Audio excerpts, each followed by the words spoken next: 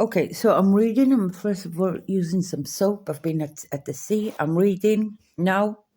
Section B, temporary foreclosure. Okay. Definition of section B. 102 was replaced. Okay. Temporary procedure order. 103. In a claim for a sum of money, the court may impose a temporary attachment on the respondent assets in its possession or in its possession of the applicants, or I might do a request like that once he answers, or in the possession of the applicant, in the possession of a holder, and in a claim for a matter in the kind. The court may order the attachment of the claimed property, all if it is convinced that there is a reasonable concern that the failure to grant the order will materially impede the execution of the judgment. Anyway, B. If an asset that is foreclosed on the guarantee of the respondents, I guess I have to put a guarantee of the respondent or of a third party is replaced, this section will apply to the guarantee. C. If the court issues a foreclosure order on real estate, the court will order the registration of a note in the land registry and the applicants will notify the land registry. Notice to the holder. So we're still in the foreclosure. Notice to the holder. 104A. If a foreclosure order is issued on the respondent's asset held by a holder, the court shall notify the holder upon the imposition of the foreclosure. So that's, on another person, that he must respond in writing within 30 days or within other date as ordered, whether the assets are in his possession, if they belong to the respondents, and if the holder has a claim to the right thereto. The notice to the holder, so this is a holder. B. As at the request of the holder, the applicant shall provide him within 7 days from the date of his request a copy of the application for foreclosure and the affidavit.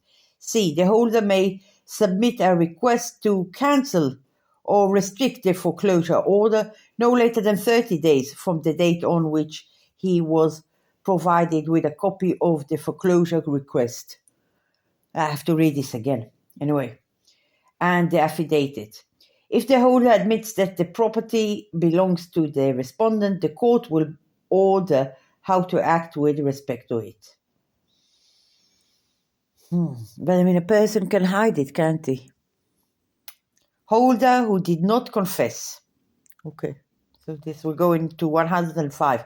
If the holder does not admit that the respondent's assets are in his possession or objects for any other reason, to the approval of the foreclosure or did not respond at all within the date set for him, the applicant may, within 14 days from the date on which the holder's reply was served upon him or from the end of the deadline, as stated in Regulation 104, submit to the court a reasoned written request for approval of the foreclosure. The applicant did not request approval of the foreclosure. The foreclosure is void at the end of the said 14 days. Wow. With respect to any property that the holder has not admitted of it. So, you have to really take care of it. The law of such an... I'm just stopping to take off the soap. So I'm also oiling myself. I'm oiling the, nails. My manicurist said I should do that. Okay, now let's read and... at least I know it's sunset. When I was young, I used to do it without, with this getting skin cancer and everything. And then I put some Elidel. I want to sleep with this playlist of it's really complicated. Okay, the law of such an applicant is the same of the law of statement of claim, the law of a holder with... So we have, his request and then 14 days. with the necessary changes as the case may be. So we are 106, okay, 104. C, the hearing of such an application may take place at any stage of the hearing. So I have to go into the hearing before. I can't do it, with the initial claim. At any stage of the hearing of the claim and even after judgment has been rendered, as the court may order. Temporary foreclosure in favor of a plaintiff who won his claim. Okay, so you can do it in a hearing, and you can do it here, I guess, after the verdict.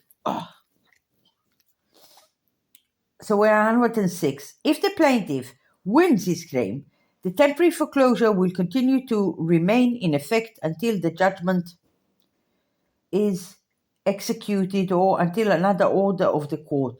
In the judgment, the court may give instruction regarding the temporary foreclosure and award costs in connection with it. So I have to go into a hearing first and, do it. You could do it in the hearing, and if it, you took the money, there is a foreclosure, and you won the case, it will stay in effect. Application of the writ.